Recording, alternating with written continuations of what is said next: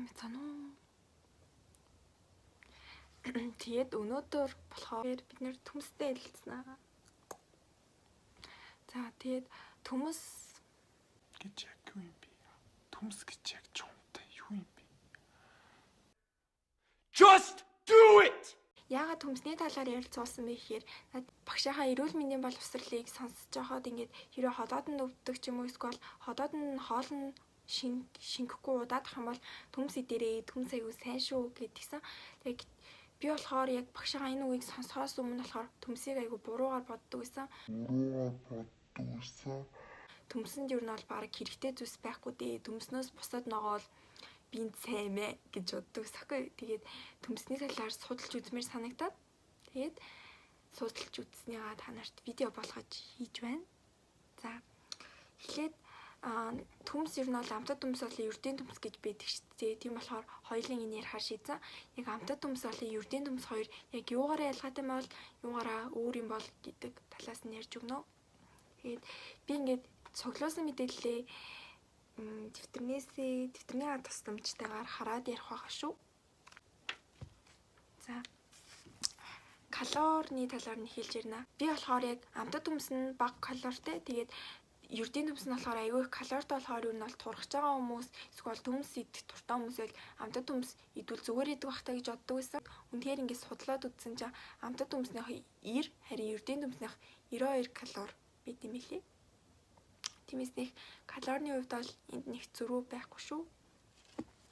За дараагийн нь болохоор витамин хараан цайн тэгээд юу нь бол сонсгол, үнэрлэх, амтлах гэдэг юу нь бол мэдрэхүй эрэгтнүүдэд витамин аягүй сайн.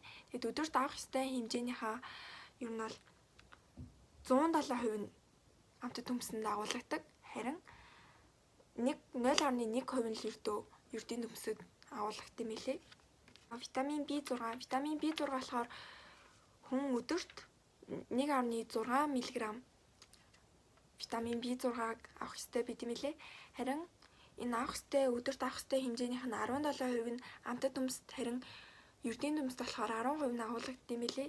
Тэгээ витамин B6 нь болохоор ингээд мартах өвчин мэдэн штэ. Одоо жишээ нь бид нар ингээд харамтай хүмүүс ингээд шилээ дээрээ тавьчаад хахад шил хаана ингээд хайдаг ч юм уу. Мартах өвчин туссан хүмүүст айгүй сайн байдаг.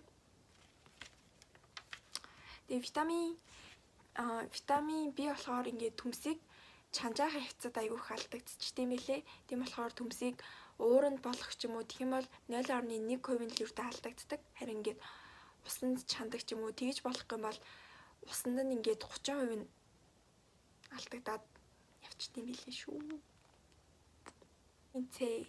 Витамин C-г бараг битггүй хүн байхгүй хөө. Тэгээд витамин C нь болохоор дархлаанд аягүй сайн. Тэгээд витамин C хүн өдөрт 900 мг-аас 100 мг витамин C авах хэрэгтэй бид мэлээ. Тэгээд витамин C ердийн төмсөнд болохоор 14%. Хүн өдөрт ердийн төмснөөс 300 г-ыг идэх юм бол яг энэ витамин C авах хэрэгтэй хэмжээний 70-аас 75%-ийг нь хангах юм билээ. Витамин C ч гэсэн аюу амархан алдагдчихдаг. Витамин C өөр ингээд төмөртэй аюу амархан уралд орчдөг болохоор задарчдаг. Тийм болохоор ган хутгаар ч юм уу эсвэл зэрүүлдэ төмс арилгачаар ч юм уу арилгахгүй бол витамин C нүүрөө задраад марч амин дэмэг болно гэсэн үг. Дараагийн нь болохоор кали. Кали болохоор хөөдөрт авах ёстой хэмжээ нь болохоор 99 мг байд юм лээ. Тэгээд хэрвээ яг ердийн төмснөөс 400 мг-ыг эзчих юм бол C-г хангах чинь мөн калиныхаа хэмжээг бүгдийг хангачдаг юм лээ. Өдөрт авах ёстой хэмжээ шүү дээ. Тэгээд амтад төмсөнд болохоор 10% агуулгадаг бол ердийн төмсөнд болохоор 17% агуулгадаг юм байлээ шүү. За магний болохоор хоёуланд адилхан 6% агуулгагддаг. Магний болохоор хүнд ямар ач тустай вэ гэхээр хүний аягүй тайвшруулт юм лээ. Ямар нэгэн стресс, сэтгэл зүйн хямралыг давахад маш их тусалдаг. Тэгээд хэрвээ ийм зүйлтэй тулж байгаа бол ингээ магний ихээр агууламжтай хүнсний бүтээгдэхүүн идэх юм бол айгүй их тайвшруулах юм билээ шүү.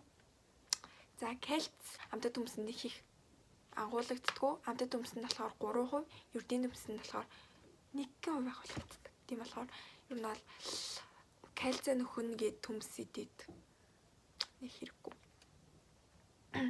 Хүн тэгээд кальцны хэмжээ болохоор өдөрт 800-аас 1200 мг авах хэрэгтэй байт юм лээ. Ямар хүмүүс ташлах вэ гэдэг зөвлөмжийг бас бэлтгэсэн. Амтд төмс болон төмсний найрлагын дах хэмжээний шимт хижээл их байдаг ч гэсэн бас нүүрс усны хэмжээс их байдаг. Тийм болохоор бөөр болон бөөрийн өвчлөлтэй хүмүүс ер нь бол хэрэглэхэд тэмч тохиромжтой биш. Мөн хумс ба арсны өнгийг амтд төмс нь ингээд улбар шар өнгөтэй болгочдөг. Тэгээд хитрхи хэрэглээд бүр ингээд хэрэглэх ёстой хэмжээнээс нь хитрхи хэрэглэх юм бол яг арьс олон хумсыг яг хулууш өнгөтэй болгох юм биш үү. Ер нь бол чихрийн шижин цусны дараалт үе мөчний өвчтөе хүмүүс төмсийг хэрэглэхээс татгалзах хэрэгтэй шүү. За. Тэгээд миний бэлтгэсэн мэдээлэл дуслаа. Өдрийг сайхан өнгөрүүлээрэй. Баяртай.